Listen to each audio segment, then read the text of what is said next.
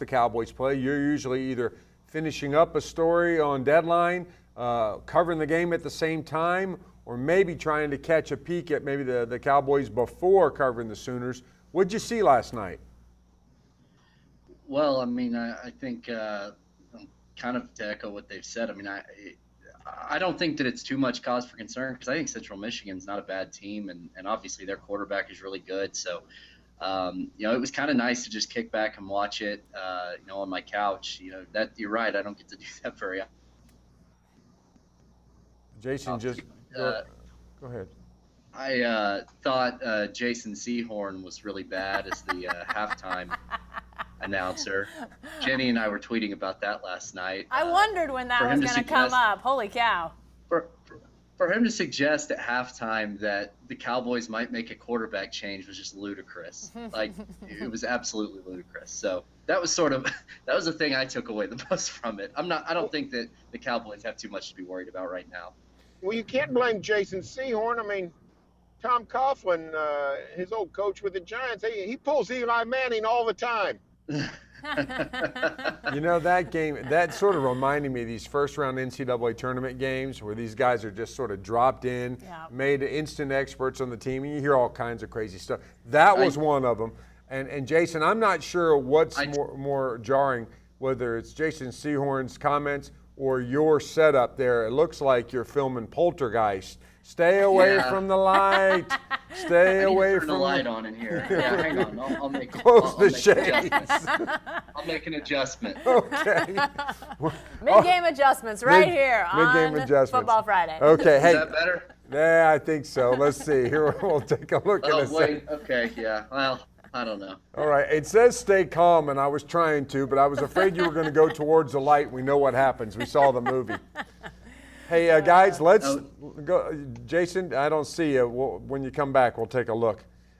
Let's move over to the Sooners, guys, and that MAC risk rewards thing. Barry, do you think that this OSU game will be counted against the Cowboys down the road? And does that make Saturday any more scary for the Sooners? Well, I mean, the only reason anybody would care about how OSU beat Central Michigan or how OU beat Akron is if they're in the College Football Playoff Committee discussions in November. Mm-hmm. And the truth is, a lot of that will be determined on how these teams do. Central Michigan, becomes a MAC contender and maybe even wins its division, plays in the conference title game. It'll probably go as a plus for Oklahoma State. Now, if Central Michigan goes 4-7, people say, what happened? What's wrong with the Cowboys? What's most likely to happen is that OU and OSU aren't in the discussion come late November for the committee. But I think you have to wait and see how it plays out. You just never know. Go back to 2012. Oklahoma goes down to UTEP, opens the season with the Miners, and struggles all day, plays terrible. And, it's a similar game to last night, except maybe even more of a tight fit. And yet that Oklahoma team went 8-1 and tied for the Big 12 title. So, sometimes season openers, forget the MAC, sometimes season openers, you just stink. Yeah. Now, I was thinking about that last night too, Barry, the fact that, when I think about Oklahoma in openers, because I seem to have seen the last several for OU, and, you just every year it seems like you kind of raise your eyebrow how's this team gonna do after today? And I just think a lot of it is coordinators holding stuff close to the vest, the rust of the offseason, getting that out of their system. So I think a lot of things come into play.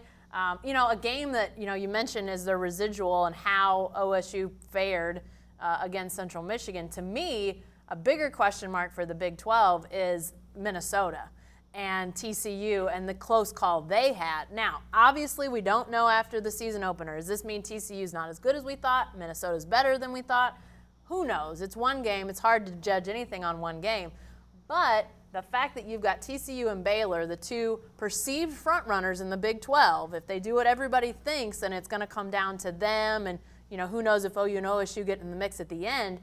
If they start running roughshod against the Big 12, but then Minnesota becomes, terrible. I think that has residual on the whole Big 12. I don't know how it's going to play out because we're just so early in the season, but you just wonder after the way that Minnesota game was looked at a year ago for TCU, and the fact that TCU and Baylor have really resisted scheduling up good opponents in the non-conference. Does that game last night up in Minneapolis have ripples as this season goes on? How do we know? We don't know yet. Well, if you take that too, Jenny, scheduling Minnesota for TCU is like scheduling the New England Patriots compared to what the Baylor Bears are going to play. Yeah. So that's one thing about it. As we look to the Sooners opener against Akron, admittedly, the outcome is not in real question, or doesn't appear to be, but yet we have some intrigue. And Jason, I'm going to ask you, which is the most anticipated debut, Joe Mixon or Baker Mayfield? Oh, that's kind of a tough question because I think they're both pretty highly anticipated. I'd probably have to go with Joe Mixon, only because he was so highly anticipated out of high school, 5-star recruit. The next Adrian Peterson, he committed only a couple of days after the Sugar Bowl. He was part of all that momentum that the Sooners had coming out of the 2013 season.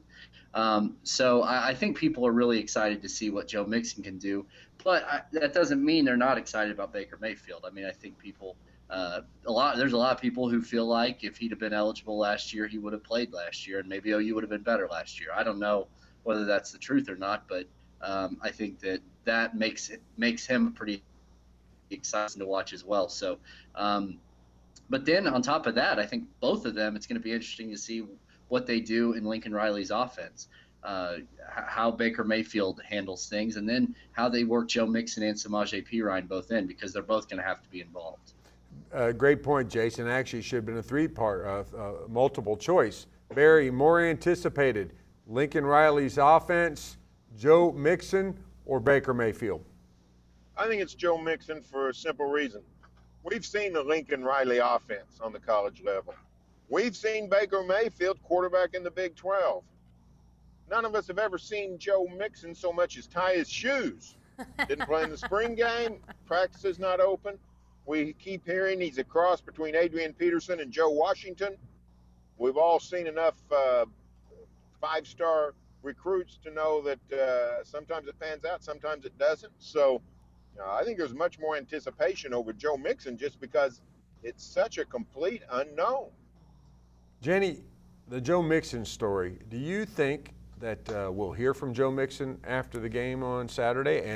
And is this the time where we finally hear Joe Mixon say, I'm sorry, or explain, or any of that kind of stuff? It seems to be all set up. We hear all these Adrian Peterson comparisons. Stephen Parker and all this stuff.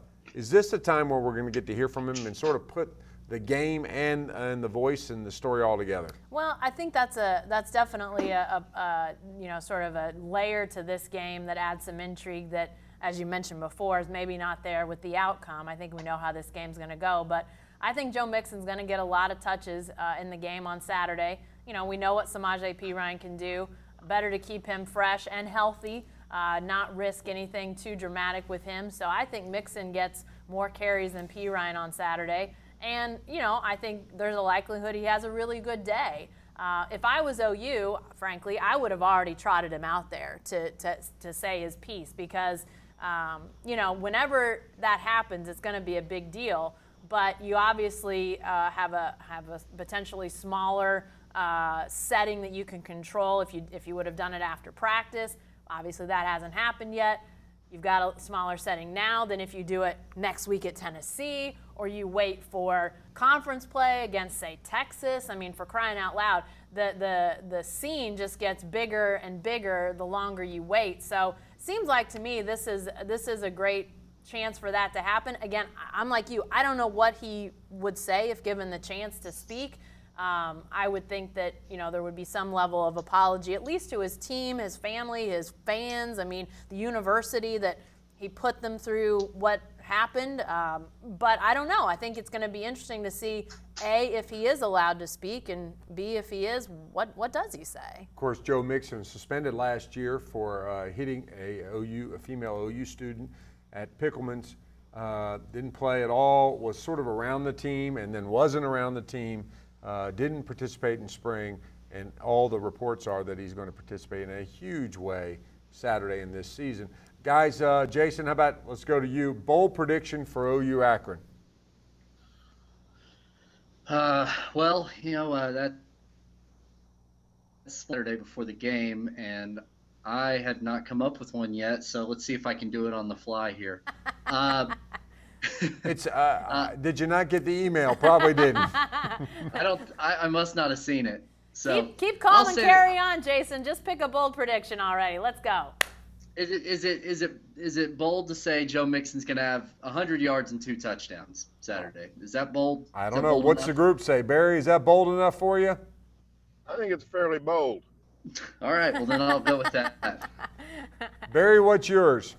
Here's why I think it's bold. I think you won't see a ton of Perine and Mixon comparatively tomorrow night, especially together. I think they're going to keep some things under wraps for Tennessee.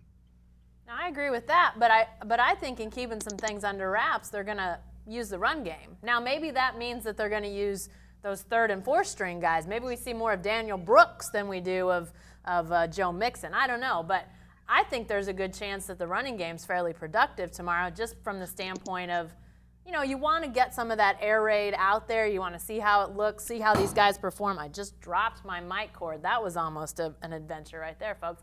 But I think that the run game, I think they'll get plenty of opportunities. And so, maybe we should say Daniel Brooks gets 100 yards. Maybe that's the bold prediction to be made. I'm going to give Jenny bold on that. Barry, what's yours? What's my what? What's your bold prediction? I just told you, not going to see much run game. I think that's what they're going to keep under wraps. I think the throwing game is what's known about Lincoln Riley in the air raid. How he's going to use Perine and Mixon, I think, is sort of the mystery, and I don't think he's going to unveil it for Akron. I think we'll have to go to Neyland Stadium to see how Samaje Perine and Joe Mixon work together. Here's my bold prediction. The OU defense of Mike Stoops making an entire game without a defensive timeout. Whoa. Now that's bold. That is bold. I'm out there. That's not bold. That's lunacy. I'm out there. Okay, wrapping this up, the lightning round. Barry, your travails, which have been played out on News OK, thank you very much. An entertaining trip for us, possibly, I'm sure, more entertaining for you. What's the highlight of your travails through Illinois? I guess you crossed Indiana, did you? And Michigan. Yeah, man. Well, I mean, the highlight of the trip for me, let's see. It wasn't the gangster tour, I can tell you that. That was a tourist trap. Wait, what? Did I miss I that on the travel blog? What happened here? You got to read the travel blog. I have been reading the travel blog. I promise. Well, I did the gangster tour last Sunday, and it didn't. It was a little on the cheesy side. I guess the highlight for me probably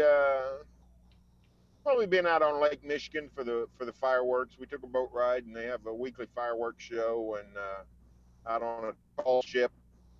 Mile or so out Lake Michigan. That was pretty cool. The way you sold your meal at that French restaurant, Barry, was that made me think that was going to be the highlight. It was good. The crepes were good, but I wasn't really worried. I wasn't trying to go into the dietary side of things. I was trying to. We can talk about that. I mean, I went to Giordano's. That's a highlight. I was going to say, that's like the Holy Land for you. It was out there, Barry. You just didn't take the bait. Jenny, question for you. All these trips that Barry makes, does he ever bring you back like a souvenir or a T-shirt or any of that kind of stuff? Well, now you're hitting close to the heart, because no, there's never been any sort of gift from the road. No snow globe, no spoon with some sort of state on it or anything like that. License plate for the back of your bicycle with your name on it? That's right. No, there's never been any of that. And frankly, it hurts a little bit now that you mention it. Barry, you still got some time on the way to the airport. Just saying. Jason, we'll end with you. Okay, it's football time. your Saturdays have been spent all this time, you and Buster doing whatever whatever do. Just what are you going to do with Buster on Saturday, I guess is my question. Well, he'll be home with Annie, and I'm sure they'll have a great time doing whatever they're going to do. But yeah, it'll be different. We had a great time at Remington Bark on last Saturday, so I know you got a good kick out of that. It was worth it. Does Buster ever get Does Buster ever get game day anxiety, like with all the fans around Norman, all the noise, all the hubbub? Does he get nervous at all? No. Jason does, really. though. I can tell you right now. Jason does get nervous. Buster only gets nervous when the Packers are playing because, he's a pretty big Packers fan like me. So. Okay, we'll end it right there. That's all for this edition of Football Friday, but you can stay with the best coverage team anywhere every day at News OK and every morning in the Oklahoman. Enjoy the game.